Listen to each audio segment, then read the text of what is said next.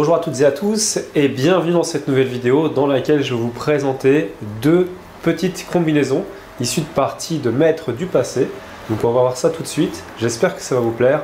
A tout de suite devant l'échiquier. Donc voilà cette fameuse position dans laquelle finalement les blancs peuvent forcer le gain. Alors à votre avis, comment est-ce qu'ils peuvent jouer pour forcer le gain ici? Donc on voit tout de suite l'attaque finalement sur les colonnes centrales, avec les tours qui tapent fortement tout simplement sur la 8e rangée qui n'est pas protégée puisque défaut de développement, le cavalier noir sur G8 n'est pas sorti. Donc la tour en fait sur H8 n'a pas de jeu, tout simplement d'action sur le jeu.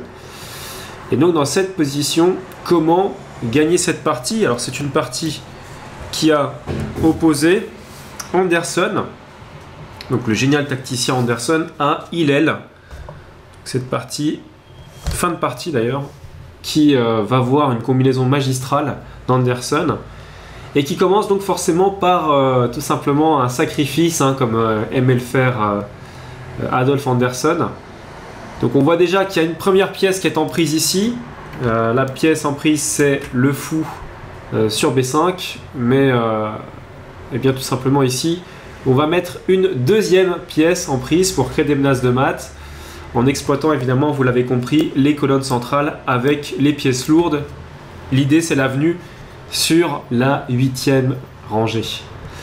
Et bien tout simplement ici on va faire une double attaque. Fou G5 avec deux attaques, la tour qui tape sur la dame tout simplement, et évidemment la menace de faire tour prend D8, échec et mat. Donc ça c'est un vrai problème. Les noirs n'ont pas la solution.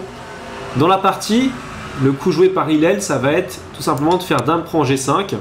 Et là, je vous laisse chercher le superbe coup d'Anderson qui va permettre de faire mat très rapidement. Alors pour ceux qui veulent continuer à chercher, mettez pause. Pour les autres, tout simplement dame F5, échec, déviation. Et oui, la dame protège ici la tour. Si la tour n'est pas protégée, c'est mat. Pourquoi ? Parce qu'il va y avoir tour prend, suivi de tour E8, échec et mat.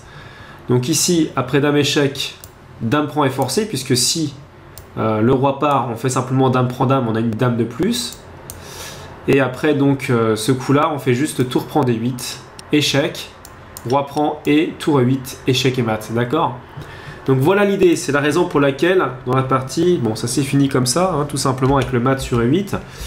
Mais qu'est-ce qui se serait passé si dans cette configuration, après fou G5, eh bien, qu'est-ce qui se serait passé si les noirs avaient joué tour prend D1? À votre avis, quelle aurait été la réponse des blancs dans cette position et pourquoi? Pour ceux qui veulent continuer à chercher, je vous invite à mettre pause pour vraiment faire le tour des variantes qui sont ici. Pour les autres, eh bien, je vous donne la réponse tout de suite. C'est dame prend D1 avec deux menaces de mat. Menace dame D7 suivie de dame D8 mat ou menace directement dame D8 mat. L'autre menace, c'est simplement la tour sur la dame noire. Donc la menace de faire tour prend E5 ou si la dame noire part, peu importe la case sur laquelle elle ira, on pourra faire tour E8 et on pourra mater comme ça. Donc ici, probablement dame prend E1, échec, forcé. Et dame prend E1 avec une position complètement gagnante, des menaces de mat encore qui traînent partout et une position donc complètement gagnante. Voilà donc la fin, c'est la fin pardon de cette première position de gain avec cette fameuse combinaison introduite par le coup fou G5 ici. Donc le fou finalement va exercer une attaque sur la tour en D8 et la tour en E1 va attaquer finalement la dame noire sur E5 avec toutes les subtilités tactiques qu'on vient de voir. On passe maintenant à la deuxième position. Dans cette partie encore, Anderson va vraiment trouver une tactique extraordinaire. Il joue face à Paulson et vraiment là, il trouve un coup sublime. Donc dans cette position, il va jouer, donc pour ceux qui veulent voir et qui veulent essayer de trouver par eux-mêmes les variantes, etc., mettez pause, prenez votre temps, c'est relativement long et complexe. Pour les autres, cavalier E, F6, échec, donc fourchette, entre le roi et la tour forcément. Et puis aussi attaque sur le cavalier, attaque sur H7 en coordination avec la tour et la dame. Bref, un sacré beaucoup. Alors il y a plusieurs possibilités. Dans la partie, c'est le coup pion prend qui va être joué. Et ce, après quoi, Anderson va refaire cavalier prend F7, F6, roi F7, tour prend H7. Et ici, donc si roi G6, il y aurait eu dame F3 avec la dame qui va coulisser sur H5 et gagner cette partie assez facilement. Dans le cas contraire, c'est fou G7 qui va être joué. Et là, on va encore sacrifier la pièce, on va encore jouer tour prend pour avoir finalement une attaque très forte. Après, roi prend, dame prend F5. On peut jouer d'abord cavalier 8, peu importe. Roi F8, dame prend F5, fou prend et cavalier prend D6. Et on a une finale avec juste 3 pions de plus, une position complètement gagnante. Ok, donc ça c'est super. On va voir ce qui aurait pu se passer si tout simplement la défense noire n'avait pas été la même. Après cavalier F6 échec, qu'est-ce qui se serait passé finalement tout de suite sur roi F7? Alors évidemment, il y aurait pu y avoir la prise sur E8, mais c'est pas ce qui aurait dû être joué. Ce qui aurait dû être joué, c'est cavalier prend D7.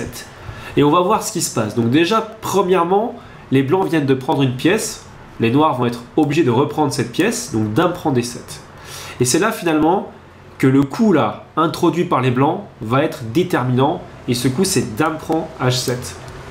Dame prend H7 qui introduit plein de menaces. Donc concrètement, on voit l'attaque qui va être menée directement sur l'aile roi. Le cavalier est bien placé, les pièces sont bien placées, on a les pions qui vont arriver en renfort. Bref, une forte attaque à prévoir. Dame E6 peut être joué pour empêcher tous les coups à base de G6. Et ici, on va jouer le coup cavalier F6, donc qui attaque à la fois la tour, qui menace dame G8. Bref, un coup plutôt multifonction ici.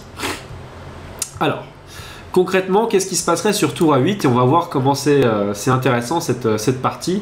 Eh bien, en fait, sur tour A8, il y a tout simplement un très fort coup pour les blancs.